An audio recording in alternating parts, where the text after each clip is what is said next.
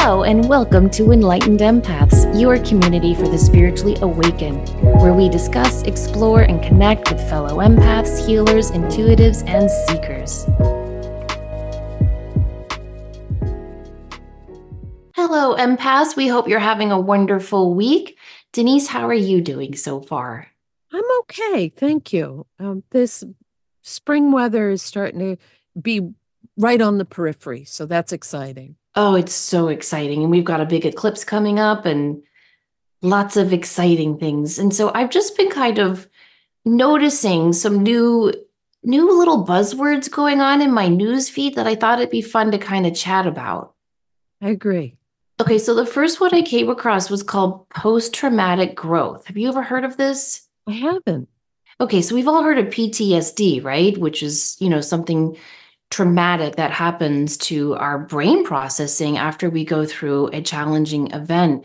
But post traumatic growth is a positive psychological change that's often experienced after this challenging or traumatic time. And I saw that and I really liked that. I liked that we can take a difficult time and kind of flip it a little bit and see some really good, wonderful healing that can come out of it. Now, we're not using this to diminish PTSD. It can and often does coexist with PTSD. It's kind of a method of assisting the healing process by looking at the strength and lessons acquired through the challenging time. And I think that that's what flashes in my mind with that is the Phoenix Rising or the Tower card in the Tarot. That often we'll use the Tower card. It's, letting go of towering defenses, it's disruption, it's change, but it also is about a spiritual awakening. And often when we hit that place of such trauma, when we get on the other side of it, it's like, okay, I needed to go through that in order to grow and evolve and move forward from it. Is that kind of what you're talking about? Yes, exactly. And I love the comparison of those tarot cards because what's the tarot card that comes after the tower? Star, right? Exactly. Yeah, Which is which is about, calm after the storm. And yeah, and finding your light and really reclaiming who you are. So psychologists Richard Tedeschi and Lawrence Calhoun, they did a lot of research into this idea of post-traumatic growth, and they identified 5 areas of growth that occur over time. So this isn't like ta-da right away, but over time, after you've gone through a difficult period, they say that survivors of trauma recognize and embrace new opportunities. They forge stronger relationships with loved ones, as well as with victims who suffered in the same way. They cultivate inner strength through the knowledge that they have overcome this tremendous hardship. They gain a deeper appreciation for life, and their relationship to religion and spirituality changes and evolves. So, those are some really positive things. they really are. And yeah, I've shared this with you before that one of my favorite expressions is I've been to hell and this isn't it. Because if you've gone through stuff in your life that was rough, it was dark, it was heavy, when you get on the other side of it, you have a new benchmark to say, this might be bad, but it sure as hell isn't that bad. Yeah, and exactly. and I'm not wishing ill will or trauma or anything on anyone, but I think that it does give you a deeper appreciation and an understanding of I'm strong enough to get through this. Exactly. Yeah, the research has shown that if you survive a battle with cancer, for example, it might lead you to quit your job or devote your life to fighting against cancer. People might experience a new appreciation for life or a recommitment to their values and a connection, a deeper, stronger connection to their loved ones. And so I think this idea of looking at a challenging time you've been through rather than nursing it like a cold sore so it can't heal. Instead of that, maybe, or in tandem with that, also think about the changes that that challenging time forced upon you and how that actually was a very, very helpful. You might not be where you are today had you not gone through that difficult time. And don't you find that it gives you more empathy and compassion for where other people are in their lives as well? That when you go through those kind of changes or trials and tribulations, that it opens up that mindset of there, but for the grace of God, go I. Yeah, exactly. If our goal is to come together in unity and to have more respect for each other, then compassion is a huge part of that. And sometimes it does take dark stuff in order to reach that compassionate place. Exactly. And it's often in the darkness that we do the most growth. We're like seeds, and when we're in that damp, dark time of our life, that's often when we grow the most. Don't you find that with grief, so if you've lost someone dear or you, as you mentioned recently, you lost both of your parents in a very, very short period of time, that it gives you a different appreciation for making the most of still being here, of take the risk, take the trip, do the job. It's about being alive, and it's not about getting stuck in that situation of just marking time. Exactly. And really appreciating every moment. I Yes. think that's really, really important. Another buzzword you and I have talked about that's going on right now is glimmers. We did a whole show on it. And I love that idea too, especially if you are going through a PTSD type of growth period. Focusing on those glimmers, I think, can be incredibly helpful. Our dear friend Asia Suler, who we've had on the show a couple of times, she recently posted about being in a threshold moment. That's a new phrase to me, a threshold moment. Is that new to you too? Yes. Yes. I love that. That was a beautiful article that she wrote as well. It really Beautiful. was. And she talks about how it's a potent, exciting, enlivening, and sometimes very uncomfortable time when you just know you can feel it in your bones that your life is about to change. And it's during these times that everything you knew to be true might be dissolving, but you haven't quite stepped into the new chapter. You can just feel it. And she says these are like signposts in your life marking a distinct before and after. But in these threshold moments, you have to just be comfortable with the unknowing and just simply stand there feeling the change that's about to come. And I really, really love that idea of being in a threshold moment. And I think, especially as intuitives and empaths, that can be hard for me when I'm in a threshold moment because I always want to know. But I love the idea of just standing in that threshold moment and thinking, oh, this is so exciting. Something beautiful is shifting and coming. And I'm going to trust. I'm going to trust myself, and I'm going to trust the universe that this is all unfolding as it should. And it allows it to be so much more than we may anticipate it to be. We may think, oh, this is it. This is the epitome of what I want it to be. And then the universe brings even more. Exactly, which is why I think we have to be always cognizant of purposely manifesting, but also surrendering to that idea of more. Yes. Which leads me perfectly to my next buzzword that I am super fascinated by, and it's called mental time travel. Oh, Yeah, isn't that a great phrase? Mental time travel. It's the ability to reflect on the past and project ourselves into the future with our thoughts. It's hmm. called, it's a part of our autonoetic consciousness, this sense we have of ourselves as persisting across time. So we can use mental time travel to re-experience the past and pre-experience the future. What do you think about that?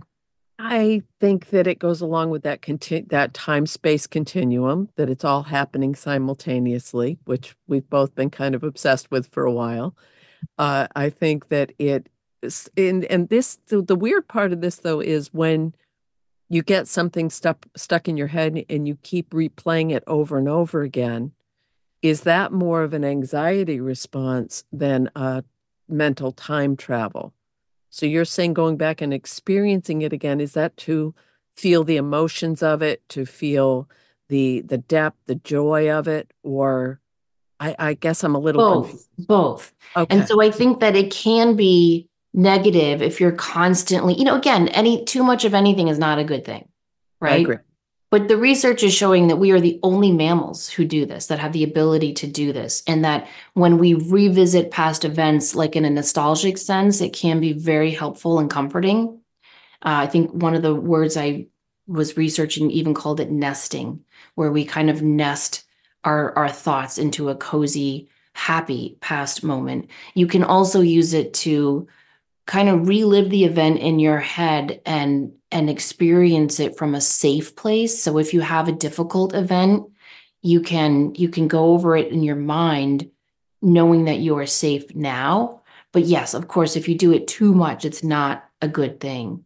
Um, Dr. Annalisa Cohen, she says that while practicing present moment awareness is important, we should also highlight the benefits of being a mental time traveler. She told Discover Magazine in September, our ability to disengage from the present and immerse ourselves in imaginary worlds is one of our most extraordinary gifts as humans and underlies some of our greatest accomplishments. And she says it also helps our mind to become more flexible because now the imagination is involved. Psychological barriers are lowered, and suddenly ideas, concepts, and possibilities that we might not have considered have a better chance of coming to mind. There is a fluidity to our thinking. So that applies beautifully also to manifesting, to, setting a new goal and intention and visualizing how it's going to come into play. It seems like those correlate really strongly Yeah, with, they totally do. Listen to this. I have a little excerpt from a book I want to play around with you. I want to see what you think. It's called Imaginable: How to See the Future Coming and Feel Ready for Anything, Even Things That Seem Impossible. And it's by Jane McGonigal. She's a game designer and a futurist. She calls this mental time travel futures thinking when you focus it, like you just said, on manifesting. She says futures thinking isn't a superpower and you don't have to fix everything or save everyone, but it is an incredibly useful practical tool to prepare your mind to adapt faster to new challenges, to build hope and resilience, reduce anxiety and depression, and inspire you to take actions today that set yourself up for future happiness and success. So she has this exercise in her book. She says, for the next 30 seconds, I want you to imagine yourself waking up tomorrow morning. Try to picture it in your mind or describe it to yourself as clearly as possible. What room or space are you in? What wakes you up? An alarm, the sunlight, someone nudging you or calling you? Is it light out or still dark? Is there anyone with you? What are you wearing? What kind of mood are you in? It's the very first thing you do now that you're awake in this imagined future tomorrow. Does that make sense? oh, it does make sense. Okay. And she says it was likely very easy for you to envision this with lots of details. Now let's try something more challenging. For the next 30 seconds, I want you to imagine yourself waking up 1 year from today. Again, try to envision this as clearly as possible. Feel free to change as many or as few details as you want from the first scene you imagined. Are you somewhere different? Are you physically changed? What's your mood? Do you have a different morning habit a year from today? What might that new habit be? Is there someone with you? Are you alone? What are you focusing on that morning? Now she says, try one more active imagination. This time she says, I want you to imagine yourself waking up 10 years from today. And she says, take as long as you need to come up with a vivid and plausible image of yourself, of the space that you're in, who might be with you, where are you, what's around you, what do you see, hear, smell, and feel? What's the first thing on your mind when you wake up 10 years from today? What do you have planned for that day? How are you physically different, emotionally different?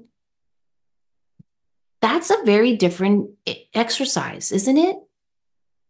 Well, it is. And then you get into the whole we're constantly being bombarded with be in the moment, be in the moment, don't look too far ahead. So then to visualize all of this moving forward of where you would be, and you're right. Isn't this exactly when people are doing a huge physical change, like they want to lose a lot of weight or they want to get in shape, and they say start visualizing what it would feel like, start to, you know, fake it till you make it kind of a thing. So I think this is that even more intensified of Yeah, what would your life really look like if, and not in the what I like is the way that you worded this. It's not in the sense of negating that your life where it is right now isn't good. It's like, how can I open up to it being more? Exactly. Exactly. And she says, try not to make this future scene a total fantasy. Stay grounded in what you feel is genuinely realistic and possible for you. And she also says, if you have a hard time visualizing this, because we have a lot of listeners who, I think it's called an aphantasia, who have a hard time Right. visualizing. She says you can simply write it down. It's just as effective. But you will find that 10 years in the future is a trickier challenge compared with 1 year. That's because you've never been 10 years older than you are now, so your brain doesn't know what to expect. Plus, there's so much opportunity for things to change in a decade: your body, your relationships, your life circumstances, your physical environment. And we know that our brain intuitively grasps this unknowability. So instead of confidently projecting one possibility, your brain is going to open up a blank space for you to consider multiple possibilities. So you have to start making intentional choices about what you want to imagine in your future. You have to fill in the blanks, and this takes a lot of effort. But McGonagall says this is why this kind of imagination is so powerful. Because instead of simply remembering what it knows, your brain has to invent a new possibility. And yeah, it's going to draw on past experiences and current hopes and fears and your intuition about what might possibly change in 2 years. But she says after you've made this new memory, something amazing happens. What was previously unimaginable to your brain is now imaginable. And you can revisit this new memory whenever you want and examine how it makes you feel. Does it spark positive or negative emotions? These pre feelings help you decide. Should you change what you're doing today to make this future more or less likely? And because you invented this memory, you can change it whenever you want. I like that idea of kind of training our brain. Well, and what I'm thinking about too is with just think about the difference between 22 and 32, or 32 and 42, or 42 and 52. Those are huge, huge life changes. You're in a different mindset. It's exactly what you said a minute ago. Physically, mentally, spiritually, you grow and evolve, and you can't fully understand what it's going to be like to be that age.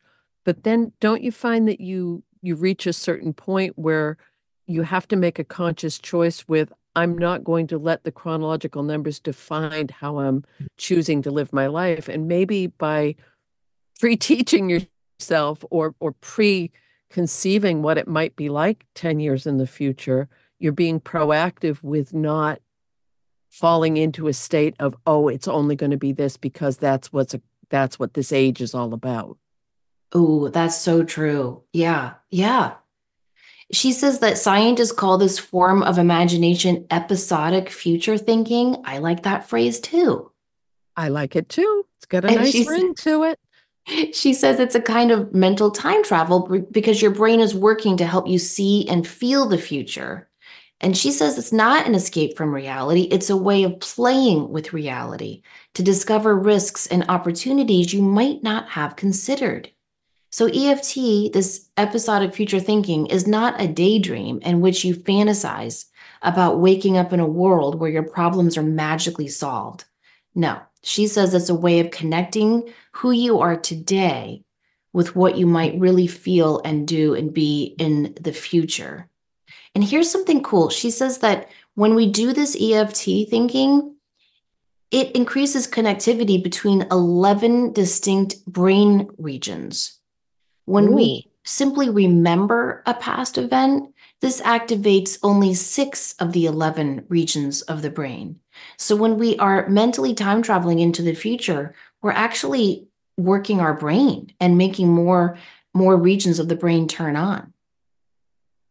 okay. So another twist to this, as intuitives, when we get a precognitive hit, are we on some level using EFT? Yes, I think we are. I think we are. Okay. And they've done studies. George Anderson had his whole brain hooked up, and they were able to show that several areas of his brain were lit up that are only lit up when we're in REM sleep, for example. So I do think when we're doing intuitive stuff, we are tapping into the collective unconscious, but also kind of this future time travel. Right. No, she says Very that when fascinating.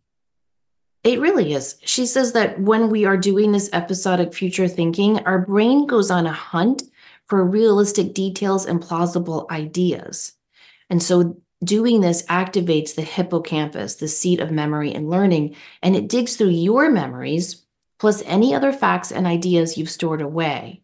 So, depending on what kind of future you're imagining, the hippocampus identifies the most relevant stuff and retrieves and combines it into a new scene. So, whatever you see in your future will always come from information your brain has already perceived and processed. This is why I think it's so important to feed your brain with positive news as much as possible and positive reading material and positive viewing material. Again, I'm not saying don't ever watch another Dateline because y'all know I love my Datelines, but I am saying balance it with as much positive stuff as you can because you literally are priming your subconscious for helping you to co-create your reality. She says that as you get better at imagining the unimaginable, you will incorporate not just obvious ideas and events, but also surprising things that could be really important in your future. And she says your brain starts to do what cognitive scientists call opportunity detection. And here's where you will start to look for ways to fulfill your needs and achieve your goals to make that future scene a reality. So the one thing that keeps coming to mind is for people who are in situations where they're trying to look ahead into the future, but they're putting it on, well, if this person in my life would, you know, stop drinking or treat me better, or my job is this or that, it seems like there has to be some level of self-accountability in all of this as well. That you have to be really realistic in that you're not looking to change someone else's. This seems like it would have to be really focused on you and what you're doing. Yes, I agree. I agree because you never want to subconsciously manipulate the actions of another person. Yeah, Right. yeah. But I And think this is really important to try because so many times, how many times, Denise, have you heard clients who said, well, I just took that job, but I never really thought what it would mean to move across the country. I just never really took time to think about what it would mean to live in a different time zone from all my friends and family. And I wish I'd thought about that before. Like, don't you hear stuff like that all the time? very much so. Yes. Or thinking that, well, if this happens, if I do a geographical, or if I lose the weight, or if I, get the better job or have more money in the bank, that it's going to somehow make it all better. And if this sounds like a way that you can really play around with, well, what would that look like if I wasn't struggling financially? Or what would it look like if there was more harmony in my relationships? It's a really fun thing to think about. Yeah, it really is. And I like that the science, backs it up. Yeah. Now you talked about reality stuff. She's got some science with that too. Oh, She good. says that we have something called the putamen, and I have no idea if I'm saying that right. The putamen is part of our brain that helps keep track of specific actions and behaviors that typically lead to positive results for you. So it's the part of your brain that knows things like, I feel better when I get fresh air, or if I'm having a bad day, cooking helps me. The putamen is like a reality check on your future imagination. And since this putamen is trained on real experiences, the future actions it suggests will be heavily influenced by strategies that worked for you in the past. Which is why another important part of imagination training is to try out new behaviors, says McGonigal, that could prove useful in the future. She calls these micro actions, taking no more than 5 minutes to do something today you've never done before. And she says when you experiment with micro actions, you expand what your Pudeman considers realistic behavior. So I feel like what she's saying there, Denise, is it's almost like priming your brain to receive and accept more of the more that you were mentioning at the start of the show. Yes.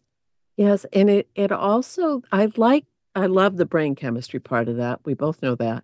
But just the fact of this feels realistic and those micro actions, because one of my not obsessive thoughts lately, but we've talked about this before, is it a rut or is it a routine?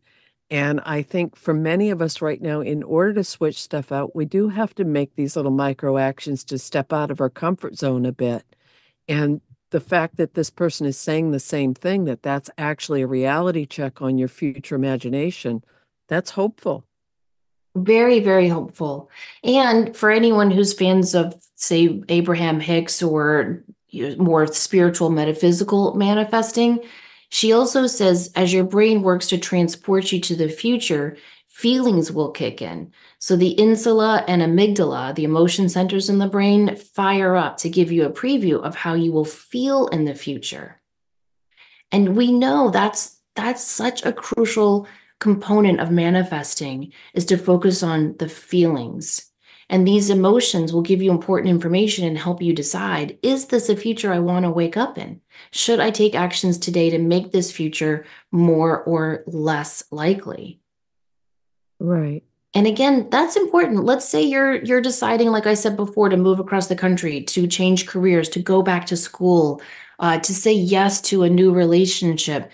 I think it's important to really sit for quite some time and think about that and think about what it will look like for you, for your friends, for your family, for your bank account, like you were saying before, Denise, for all of those different aspects of our life. And then always go back to your feelings. How do I feel waking up in this imagined future? Right. And that's that fine line again between it's really exciting to think of moving, and I have moved across the country a lot of times, so I have a baseline with that. And it's exciting, it's a new adventure, it's new, blah, blah, blah. But there's also getting someplace and knowing I don't know a soul here.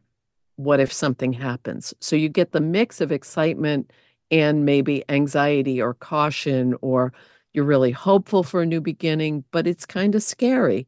So I think there's a real duality with a lot of this that we're talking about today, that you want these changes, you want to get them in place, but there's going to be a balance that comes into play. Totally. You know, since I've known you and since I've known myself, I've wanted to write, right? Isn't that something Hmm. you Yeah. and I just always pictured it.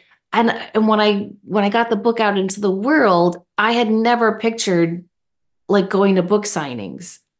I know that's stupid, but I really hadn't. And I hadn't pictured like standing in front of people and talking about it. That was so uncomfortable for me. I'm much better with it now, but I kind of wish I had thought about that stuff before because it would have kind of trained my brain to not be anxious about those moments.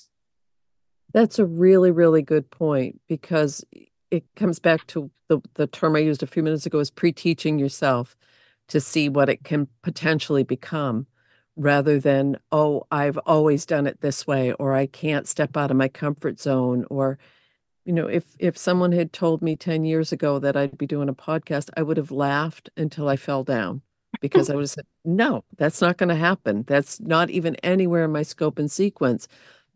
But if I had thought about how can I put myself out there and be more comfortable talking to large groups of people, because we met at a platform mediumship and both of us were anxious about getting up in a room full of people. So the fact of did pre-teach ourselves, we did practice. What is this going to look like? So I think you're making some really, really important points today with this, of Yeah. we are only as limited as we allow ourselves to be. And sometimes this pre-teaching our brain can be helpful because getting up and talking about my writing, I'm comfortable with now. And I think I always knew eventually I would be, but doing that platform mediumship, I realized, that is so scary and so wonderful and just so not me. So I think it's important so you can understand kind of who you are and what makes you feel comfortable and what you want to do and where you want to go.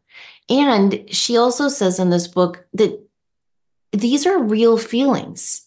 And we talked about this on the show many times, but she says studies show that the emotions you experience during this future imagining can be just as psychologically powerful as emotions experienced in the present.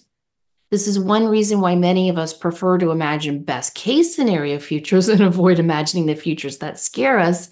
But yeah, I mean, science has proven that when we feel these emotions, they trigger the same stuff in our brain that's triggered when we're experiencing those emotions in real time.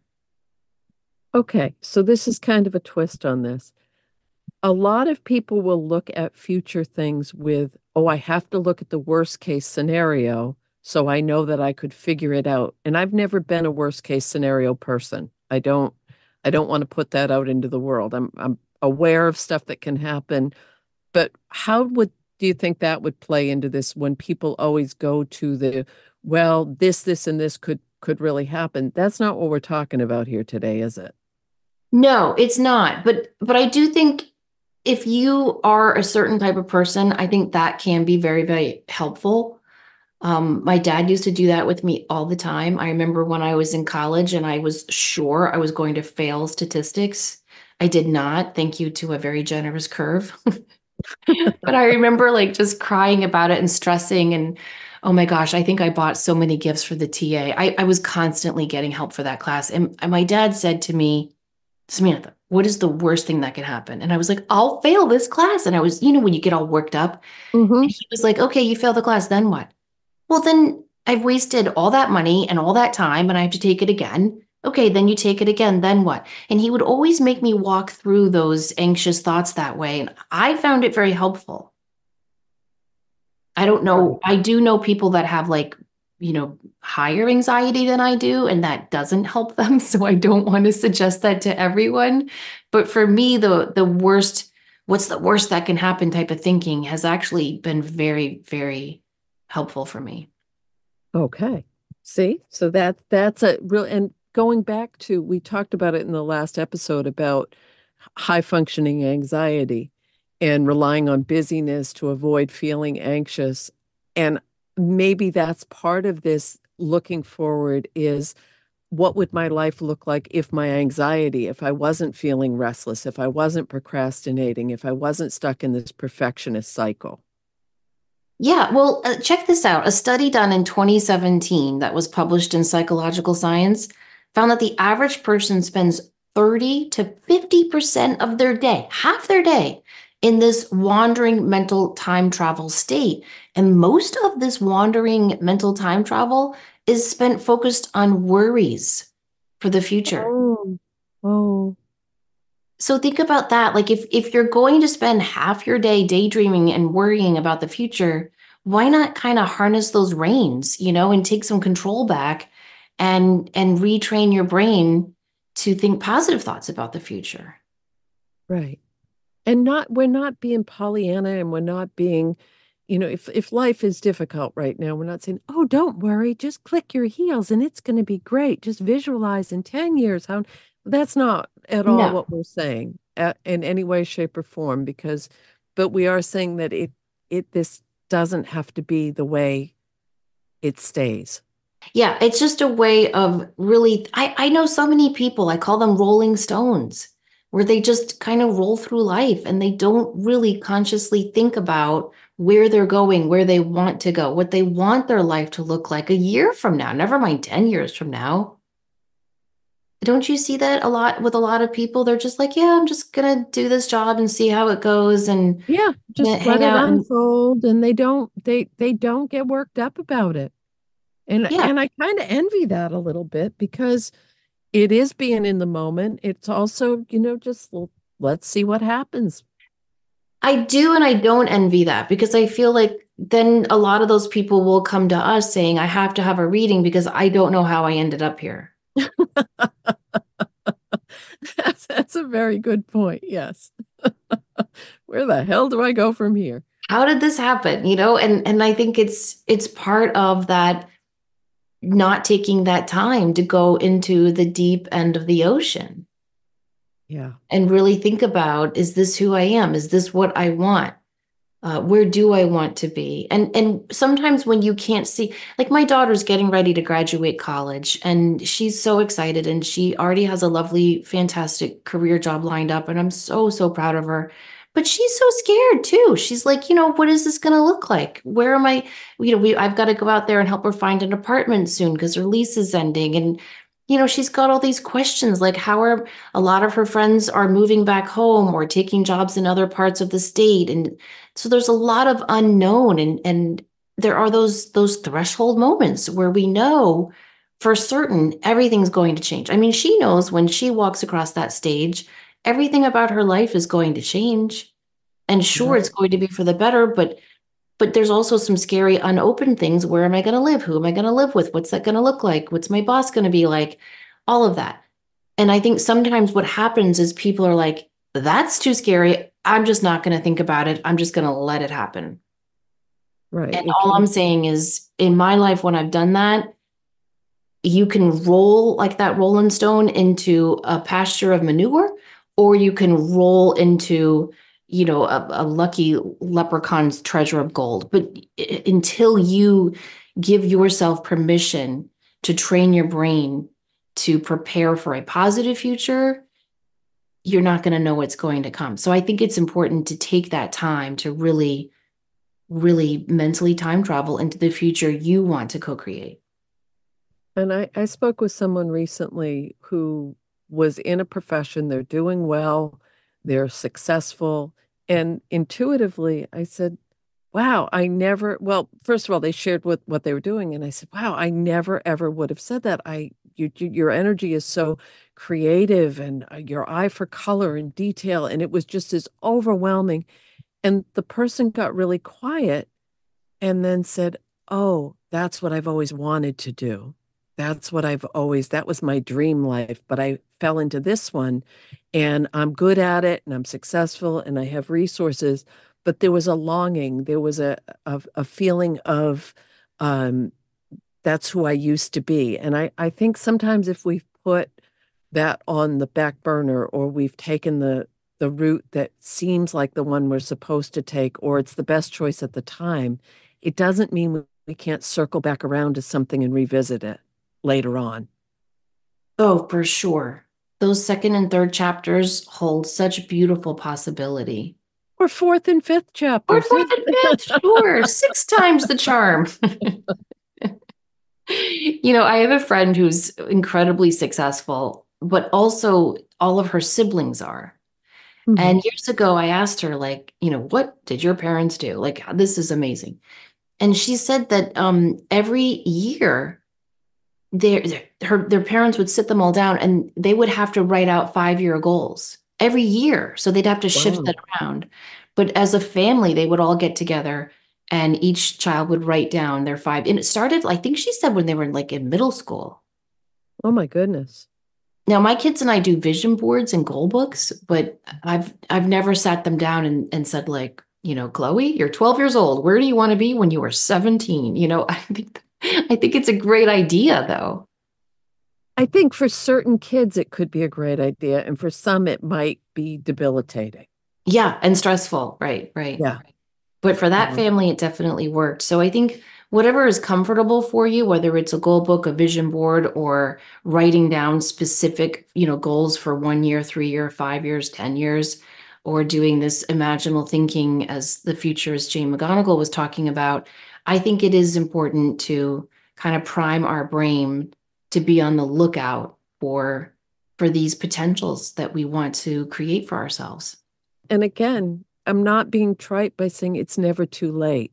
As long as you're still here, you have the choice and the option to make a change and to go after what you really want. There's To me, it's debilitatingly sad when someone reaches the end of their life and they realize they didn't make or have the time to do what they really wanted to do because of illness or circumstances or whatever it might be. And then they realize that they don't have that choice anymore. That's Okay, sad. that is very sad. But let's circle back to our first word that we were talking about, post-traumatic growth. Yes, What if those people could use this mental time travel and look at some of the choices they might have had to have made that prevented exactly. them, right? And see the positive in that as well. Because like I know a lot of people, I have an uncle, for example, who had to give up a career that he really, really wanted to take care of his family But at the end of his life, he had so much pride in that he was able to take care of his family and send all his kids to college because he had to make those choices. So I think there's, do you know what I'm No, saying? no, I agree with you 100% because I don't think anyone goes into raising children say, I'm going to end up being a single parent and have to work two jobs in order to take care of everyone. I don't think that's the initial goal. And it may happen in someone's life and they get through it and they look back and say, well, I wasn't able to, we'll use your example, I wasn't able to write the book or go to dance school or travel because my obligations and my responsibilities were in a different place. But I think when it comes down to something intrinsic in you that you want to experience or create or be a part of, it comes back to giving yourself that 10 minutes a day to really focus on whatever your little daydream might be. Yes. And I think those things that we want to do, if we're meant to do them, it will always find a way. Yeah, they come back. They come back because it's part of our sole purpose and why we are here. So those are just my little buzzwords that I've seen pop up on my news feed. And I thought it'd be fun to dive in and do some research on them and share them with everyone. I hope you guys have enjoyed that. If you have some spiritual chatty buzzwords that are popping up on your news feed, send them to us because we like going down these rabbit holes from time to time. It's fun. It's really fun. And it's nice that when you first brought up the thought of buzzwords, I thought, oh, I don't want to get into all the things that are going around social media and stuff. But this was interesting. This was really a fun thing to think about. Well, good. I'm so glad. I hope you guys enjoyed it too. And please remember, as always, to show up, do great work, and share your light and imagine a beautiful, happy, healthy future for yourself. Oh, take care.